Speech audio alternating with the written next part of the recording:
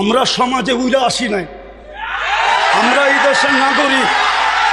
আমরা বসেন বসেন, আমরা ট্যাক্স হোল্ডার নাগরিক, ট্যাক্স দেই আমরা, আমরা ট্যাক্স ছাড়া এই দেশে থাকি না। ওয়াজ মাহফিলে আসি আমরা অনুদান দিয়ে, সার্বিক সহযোগিতা করে এখানে এসে দাঁড়াই। আর অনেক সবার কথা বলছি না, অনেক বক্তা আছে অর্থের বিনিময়ে এখানে আসে। বিচার করতে হবে। একজন সমাজবাসী, সমাজপতি, সমাজের যে কমিটি, সে যতটুকু এই সমাজের কল্যাণের কাজ করতে পারবে, একজন ইমাম কিন্তু পারে না। সে তো ইমামের দায়িত্ব নিয়ে বসে আছে। আর সভাপতি সাহেব যেই কথাগুলো বললেন, ওইগুলোই আমাদের পাথেওর জন্য যথেষ্ট। কেননা ওনারা আমাদের দেশের কর্ণধার, ওনাদের কৃপাই আমরা বেঁচে আছি। ওনাদের কৃপা যদি না থাকতো তাহলে হয়তো আমরা দেশে থাকতেও পারতাম না, বা দেশে থাকতামও না। কোথায় থাকতাম আল্লাহই জানে। বিদায় আমি কথা লম্বা করতে চাইতেছি না, আমিও আপনাদের কাছ থেকে বিদায় নিতেছি। আমার পরে যেই বক্তা উনি আসবেন, আমি আপনাদের কাছে অনুরোধ রাখব যে আপনারা ওনার কথা শুনবেন এবং দোয়া পর্যন্ত বসবেন, তারপরে এটাকে পরিসমাপ্তি ঘটাবেন। বলে আমি আমার কথা শেষ করলাম। ওমা আলাইনা ইল্লাল বালাগ।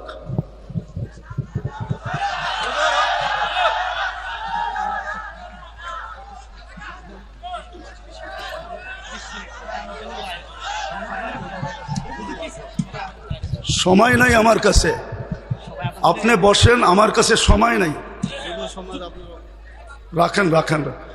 আমরা সমাজে উইরা আসি নাই, আমরা এই দেশের নাগরিক। আমরা বসেন বসেন, আমরা ট্যাক্স হোল্ডার নাগরিক, ট্যাক্স দেই আমরা, আমরা ট্যাক্স ছাড়া এই দেশে থাকি না। আপনারা বসেন। আমাদের দেশের কালচার এটা হয়ে গেছে, সবাই হুজুরদের কথা বলে কিন্তু হুজুরদেরকে আন্ডার এস্টিমেট করে। আমি পায়ে হাত দিয়ে বলবো, আমাকে কেউ আন্ডার এস্টিমেট করেন না। আপনারা আমাকে চিনেন না, আমার পরিচয় জানেন না। বসেন, আপনারা বসেন, আমার পরিচয় আপনারা জানেন না, আপনারা আমাকে আন্ডার এস্টিমেট করেন না। আমরা সর্বওয়াজ মাহফিলে এটা ভুগতেছি আজকে 16 বছর ধরে না। আমরা জন্ম থেকে জ্বলছি, যেটা বাংলাদেশের প্রবাদ বাক্য, আমরা জন্ম থেকে জ্বলছি। জন্ম থেকেই জ্বলা। আর কতদিন? আপনাদের পায়ে হাত দিয়ে বলি বসেন, আওয়াজ করবেন না, কেউ আওয়াজ করবেন না। আমাদের সময়ের দাম আছে, আমাদের সময়ের দাম আছে। এরকম যে আমাদের সময়ের দাম নাই বা আমাদের এইটা কইরা খাইতে হবে এরকম কোনো জরুরি না যে আমাদের ওয়াজ করেই খাইতে হবে। আমাদের খাওয়ার অনেক ব্যবস্থা আল্লাহ রেখা দিছে। যেই আল্লাহ আমাকে জন্ম দিছে, উনি আমার খাওয়া তৈরি করেন নাই না, খাওয়া ছাড়া আমাকে দুনিয়াতে পাঠায় দিছে যে আমাদেরকে এইভাবে করে খাইতে হবে। আপনাদের পায়ে হাত দিয়া বলি, আওয়াজ করবেন না। বাস আমি যেটা বলছি, সভাপতি সাহেব আমাদেরকে দিক নির্দেশনা ভালোই দেখাইছেন, খারাপ না। কিন্তু আমি আপনাদেরকে বলতেছি, আমার হাতে সময় নেই, আমার আরেকটা প্রোগ্রামে যেতে হবে। আমার এইখানে লেখা আছে 9টা, দেখেন যদি লেখা না থাকে। এখন বাজে কয়টা বলেন তো আপনারা? হ্যাঁ, আপনারা আপনাদের লেখার উপরে আন্তরিক না? আপনারা তো আন্তরিক না। আপনারা আমাকে 9টার সময় দিতে পারেন নাই। আপনারা এখন বাঁচতে শেষ 35 মিনিট আপনারা আমার লস করছেন। বিদা আমি আপনাদেরকে সময় দিব কোত্থেকা? আমার তো ছিল 9টার থেকে আমি 10টা দিব আপনাদেরকে, 1 ঘন্টা। আমার মিশনই তো এই যুবকদেরকে নিয়ে খেলা। আমি তো যুবকদেরকে নিয়েই খেলি, যুবকদেরকে তো আমরাই তৈরি করছি। আমি যদিও দেশের স্বাধীনতা দেখি নাই, আমি দেখব কোত্থেকা? ওই 4 তারিখের রাত্রে তো আমি ইংল্যান্ড থেকে কানাডায় যেতেছিলাম, আমি তো জমিনেই ছিলাম না, 39,000 ফিট উপরে ছিলাম। নামার পরে আমি শুনছি দেশ স্বাধীন হয়ে গেছে। ওই দিন থেকে আমার দিলে জন্ম নিছে। আর আমি জানি আমার দেশের যুবক নিয়ে কোথায় রিচার্জ চলতেছে। আমার দেশের কয়জন বলতে পারবে এটা আমি জানি না, কিন্তু আমি জানি আমার দেশের যুবকদেরকে নিয়ে কোথায় রিচার্জ চলতেছে, কোন কোন দেশে বাংলাদেশের যুবক নিয়ে রিচার্জ চলতেছে। যে একটা দিন ছিল স্বপ্নে ভাবতে পারতো না। স্বপ্নে যদি কেউ কাজ করা ভাবতো যে উনি স্বপ্নে ভাবতেছে ঘুমের ভিতরে যে কাজ করা ফেলবে, তো উঠা দেখছে হ্যান্ডকাপ নিয়ে দাঁড়ায় আছে। যদি জিজ্ঞাসা করে হ্যান্ডকাপ, বলে তুমি তো স্বপ্নে দেখতেছিলে না সরকার কাজ করবা, আমরা টেকনোলজির মাধ্যমে জেনে ফেলছি, বিধায় তোমার হাতে হাত করি পড়াইতে চলে আসছি। আমার দেশের যুবকরা স্বাধীনতা আইনা দিছে। যুবকরা যদি না দাঁড়াইতো আরো 50 বছরের ভিতরে কারো স্বাধীনতা আনার ক্ষমতা ছিল না। বিধায় আমার যুবকদেরকে নিয়ে কোথায় রিচার্জ চলতেছে আমি জানি। আমি জানি পেন্টাগনের কোন কামরায় রিচার্জ চলতেছে। পেন্টাগন চিনো তোমরা? হ্যাঁ, পেন্টাগন তো চিনো না, ঠিক না? কোন কামরায় পেন্টাগনের রিচার্জ চলতেছে বাংলাদেশের যুবক, এগুলা কি? বিদায় আমার মিশনই হলো যুবক নিয়ে খেলা। নাইলে আমি গত বছর এখানে আসছিলাম রাত্র 1টার সময়। আমি জানছি আমি এইখানে আসবো কয়টায় জানেন? 8টার সময় জানছি আমি এইখানে আসবো। যদি আমি জানতাম তো আমি আসতাম না।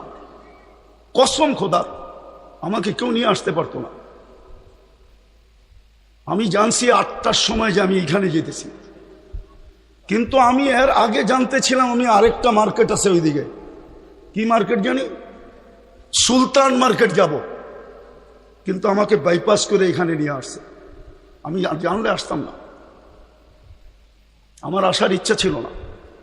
সময়টা অনেক চলে গেছে।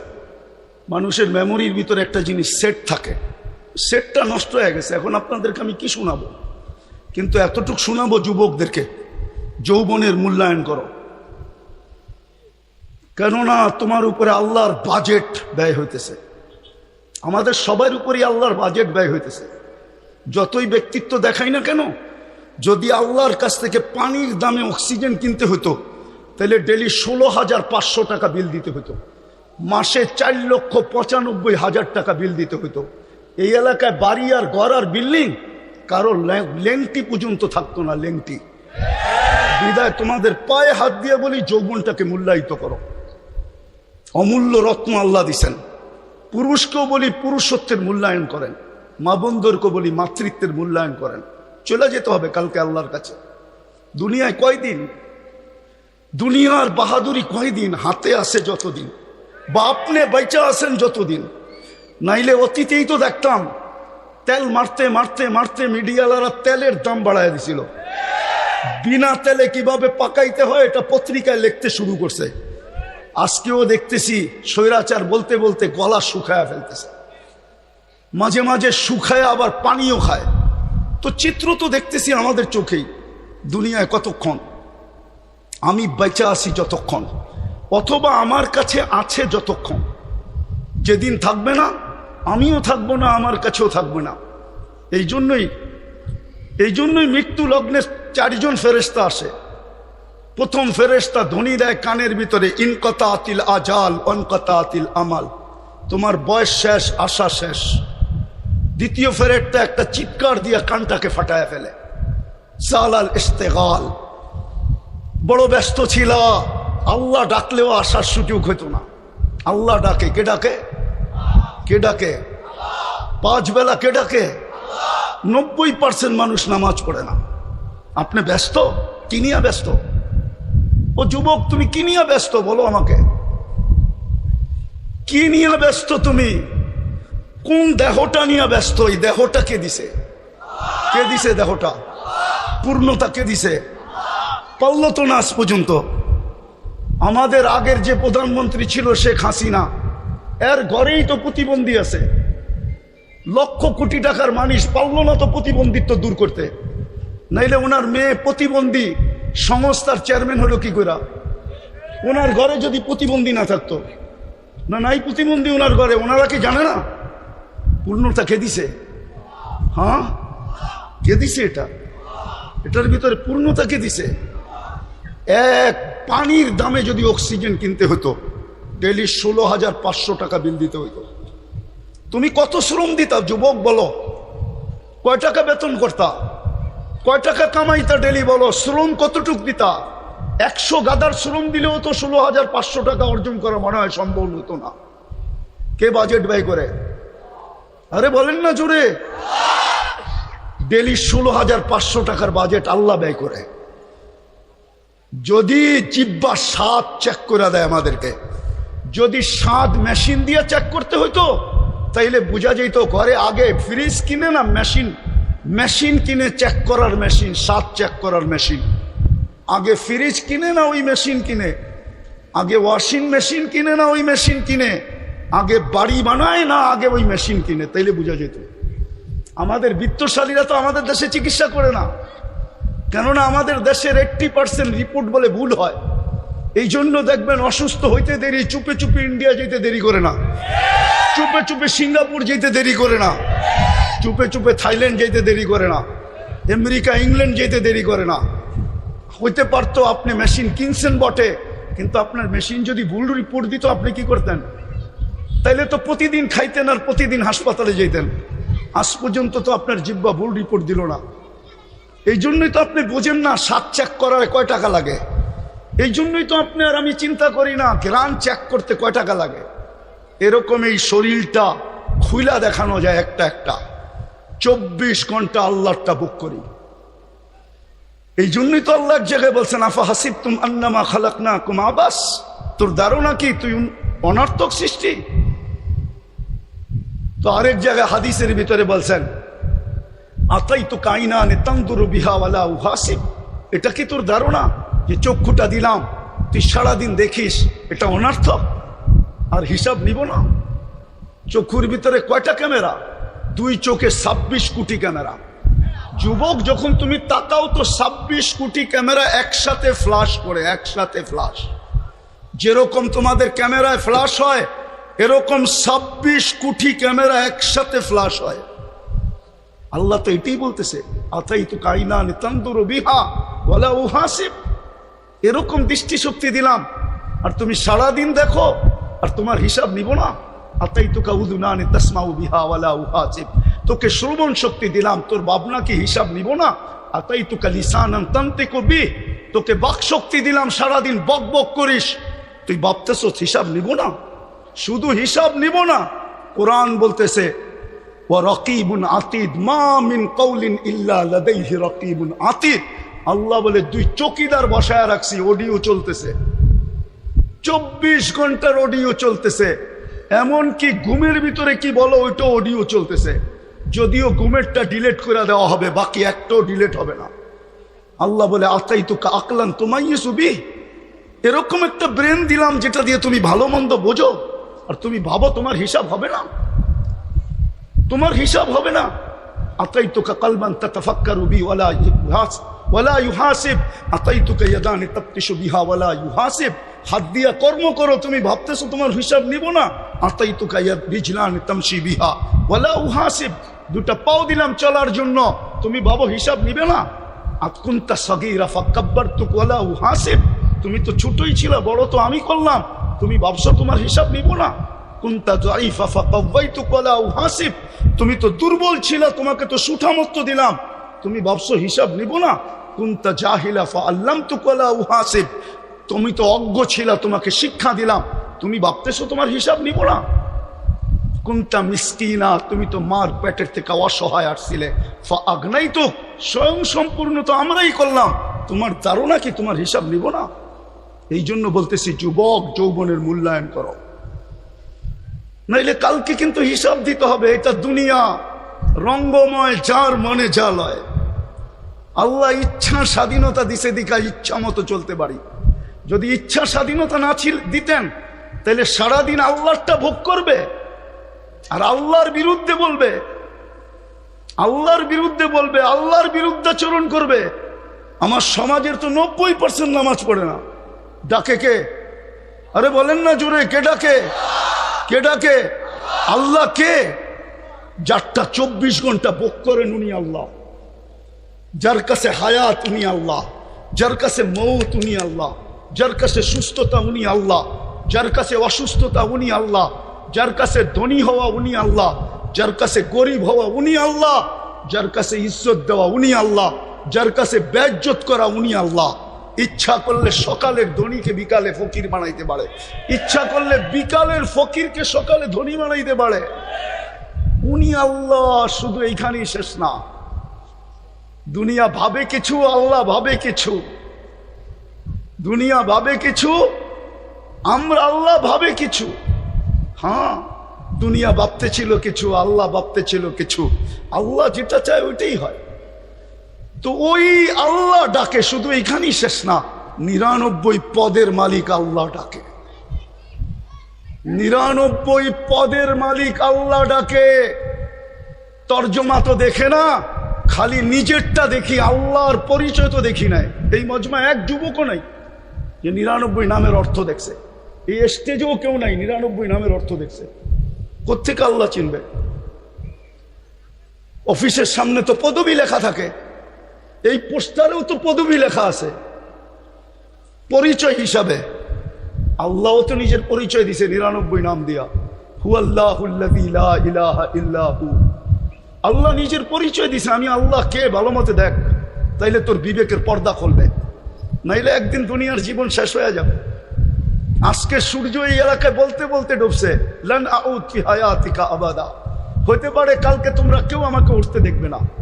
আমি দুনিয়ার শত জায়গা চিনি এই 2 চোখে। আমি একটা দেশ তো দেখি নাই। এই পর্যন্ত 103টা দেশ দেখা শেষ আমার, 7টা মহাদেশ দেখা শেষ আমার। হ্যাঁ হ্যাঁ, আমি শুধু উন্নত দুনিয়া নিউজিল্যান্ড দেখি নাই, বাকি সব দেখা শেষ। আর আল্লাহর মেহেরবানি, দেখতে বেশি সময়ও লাগে না। আমার পাসপোর্টের যে অবস্থা এখন আছে, যদিও কথা মিডিয়ায় চলে যাবে, আমার এয়ারপোর্টে যে টিকিট নিলেই চলবে। আমি বড় অহংকার করে বলতেছি না, আমি চিনি দুনিয়ার ওই জায়গা, এক রাত্রে মাটির সাথে মিশিয়ে দিয়েছেন। ওই জায়গা চিনি যে জায়গায় ঈসা আলাইহিস সালাম দাঁড়ায় জিজ্ঞাসা করছে এক রাত্রে কিভাবে সমুদ্রে ধ্বংস করলো। তো বলছে বিতনা বিল আফিয়া আসবাহনা ফিল হাভিয়া। ফুর্তি করতে করতে ঘুমায় গেছিলাম, নিশ্চিন্তে সকালে উঠা দেখি হাবিয়া দুজকের ভিতরে। আজকে সূর্য বলতে বলতে এই এলাকায় ঢুকছে, এখনো মাটিটা বলতেছে তামশি আলা যাহরি মাসিরুকা ফি বাতনি। হতে পারে এখান থেকে উঠা কেউ বাড়িতেও পৌঁছতে পারবে না।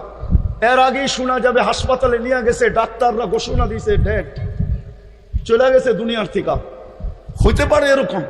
এই জন্য মাটি 24 ঘন্টা বলে তামশি আলা যাহরি মাসিরুকা ফি বাতনি। আমার পিঠে চলমান, অতি সত্তর তুই আমার পেটে আসবি, তারপরে দেখবি ব্যবহার। এই জন্য আমি শেষ জায়গায় চলে আসছি। যুবক, তোমাদের পায়ে হাত দিয়া বলি, শুধু তোমাদের আয়োজন দেখে এতটুকু লম্বা করলাম, তোমাদের পায়ে হাত দিয়া বলি, যৌবনের মূল্যায়ন করো। ওই যুবক নিজেকে বানাও, যাতে আল্লাহ দেখা তোমাকে বলে লাউলা শাবাবা খুশা। দুনিয়ার মানুষ তোমাদেরকে ইজ্জত দিলে কতটুক দিবে? আমি জানি দুনিয়ায় কতটুক মানুষকে ইজ্জত দেয়, কতটুক দিবে দুনিয়ার মানুষ ইজ্জত। যদি দুনিয়ার মানুষ ইজ্জতই দিত, তাইলে এখন বলতে হয় রাজনীতি কথা বলতেছি না, মনের কথা বলতেছি। হ্যাঁ, তাইলে জুলাই সনদ নিয়ে এত টাল বাহানা কোনোদিন হইতো না। যদি মূল্যই দিত যুবকদেরকে, যদি জনগণকে মূল্যই দিত যে জনগণ করছে, যুবকরা করছে, তাইলে জুলাই সনদ নিয়ে এত টাল বাহানা হইতো না, এত গড়াগড়ি হইতো না, এত দাম কষাকষি হইতো না, এত ছানাছানি হইতো না, এত ফেটাফেটি হইতো না, এত চিল্লাচিল্লি হইতো না। দুনিয়ার মানুষ কতটুকু দাম দিবে? দুনিয়ার মানুষ অতক্ষণ দাম দিবে যতক্ষণ তুমি চামচ হইতে পারো। বাস, তোমার তরকারি বাড়া শেষ, তোমার প্রয়োজন শেষ। আমার কথা বিশ্বাস করো, আল্লাহ তোমাকে দাম দিবে যদি তুমি মূল্যায়ন করতে পারো যৌবনে। আমি হাদিস থেকে দেখাইতেছি কতটুকু দাম দিবে। আল্লাহ বলে লাউলা শাবাবা খুশা।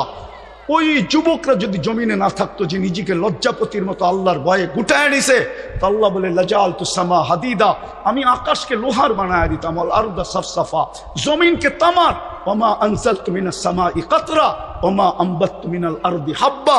জমিন থেকে একটা শস্যের দানা না, আকাশ থেকে একটা বৃষ্টির ফোঁটা না, বাল আনজালতু আলাইহিমুল আযাবা সাব্বা। একের পর এক আযাব দিয়ে ধ্বংস করে ফেলতাম। আর করবেন না কেন? আল্লাহ ডাকে, তারপরে তো আসে না, বলে আমি ব্যস্ত, আমি এই কাজে সেই কাজে, এই সেবায় সেই সেবায় ব্যস্ত। আল্লাহ ডাক, যে আল্লাহ অস্তিত্ব দিল, 99 পদের মালিক। শুধু আল্লাহ হইলে না মনকে বুঝাইতে পারতাম, শুধু আল্লাহ তো না, রহমান, রহিম, মালিক, কুদ্দুস, সালাম, মুমিন, মুহাইমিন, আজিজ, জব্বার মুতাকাব্বিরুল খালিকুল বারিকুল মুসাব্বিরুল গফফারুল কহ্হারুল ওয়াহ্হাবুর রাজ্জাকুল ফাত্তাহুল আলিমুল কাবিদুল বাসিতুল খাফিদুল রাফিউল মুইজ্জুল মুতিল্লুস সামিউল বাসীরুল হাকামুল আদলুল লতীফুল খবীরুল হালিমুল আযীমুল গফুরুশ শাকুরুল আলিয়ুল কবীরুল হাফিজুল মুকিতুল হাসিবুল জলিলুল করিমুল রকিবুল মুজিবুল ওয়াসি আল হাকিমুল ওয়াদুদুল মজিদুল বাঈতুল শহীদুল হকুল ওয়াকিলুল কবিয়ুল মতিনুল আলিয়ুল হামিদুল মুসি আল মুবদি আল মুঈদ আল মুহয়ি আল মুমীত আল হাইয়্যু আল কাইয়্যুম আল ওয়াজিদ আল মাজিদ আল ওয়াহিদ আল আহাদ আল সামাদ আল কাদির আল মুক্তাদির আল মুকদ্দম আল মুআখ্খার আল আউয়াল ওয়াল আখির আল যাহির ওয়াল বাতিন আল ওয়ালি আল মুতাওয়ালি আল বাররু আত তাওয়াব আল মুনতাকিম আল আফু আর রউফ মালিক আল মুলক যাল জালালি ওয়াল ইকরাম আল মুকসিত ওয়াল জামি ওয়াল গনি ওয়াল মুগনি আল মানি আদ দার আল নাফি আল নূর আল হাদি আল বদি ওয়াল বাকি আল ওয়ারিস ওয়াল রশিদ আস সাবুর জাল্লে জালালু 99 পদের মালিক আল্লাহ ডাকে 90 ভাগ আসে না নামাজে, 90 ভাগ নারী পুরুষ নামাজ পড়ে না। সে এক কাহিনী দিয়ে ইতি টানতেছি, এই জন্যই এক আল্লাহওয়ালা কবরস্থানে বৈশা কাঁদতেছিল। এক যুবক জিজ্ঞাসা করছে, বাবা তুই কবরস্থানে কাঁদিস কেন? এইখানে তোর কান্না দেখবেই বা কে? আর তোর যদি কোনো প্রয়োজন থাকে মিটাইবই বা কে? তুই লোকালয়ে কাজ যায়া। তো বাবা বলতেছে, কেন কাঁদতেছি জানিস যুবক? বললে কি তুই বুঝবি? বলে বল না বাবা, দেখি বুঝে আসে কিনা। তো বাবা বলতেছিল, চোখে দেখতেছি, চোখে। এই মানুষগুলা যখন দুনিয়ার উপরে ছিল, আল্লাহ 24 ঘন্টা মাফ করার জন্য ডাকতেন, কিন্তু কেউ মাপের জন্য হাত উঠাইতো না। আজকে 24 ঘন্টা আল্লাহ মাফ করার জন্য ডাকে। যুবক, তোমাকে 24 ঘন্টা ডাকে। এখন তো প্রথম আকাশ থেকে ডাকতেছে। ইমাম বুখারী বলছে, আমি বলি না, হালমি মুস্তাগফির ফাগফির আলা। তারপরে বাবা বলতেছিল, বেটা সচক্ষে দেখতেছি এখন সবাই 24 ঘন্টা মাপ চাইতেছে, আল্লাহ একবারও তাকায়া দেখে না। জানি না কথাটা যুবকদের দিলে লাগাইতে পারছে কিনা। আজকে মাফ করার জন্য ডাকে, কেউ হাত তোলে না, না নারী, না পুরুষ, না যুবক, না বৃদ্ধ, না শাসক, না শাসিত, কেউ হাত উঠায় না। কবরে যাওয়ার পরে মাপ চাবে, ওই দিন আল্লাহ আর তাকায় দেখবে না। এই জন্য আসো যুবক, যৌবনের মূল্যায়ন করুন। পুরুষদেরকে বলতেছি পুরুষত্বের মূল্যায়ন করেন। মা বলতে বলতেছি মাবুদ, নারীত্বের মূল্যায়ন করি। প্রত্যেক শ্রেণীর মানুষকে বলতেছি মূল্যায়ন করেন। মৌত কখন চলে আসবে কেউ জানে না। ওইখানে কোনো পরিচয় চলবে না।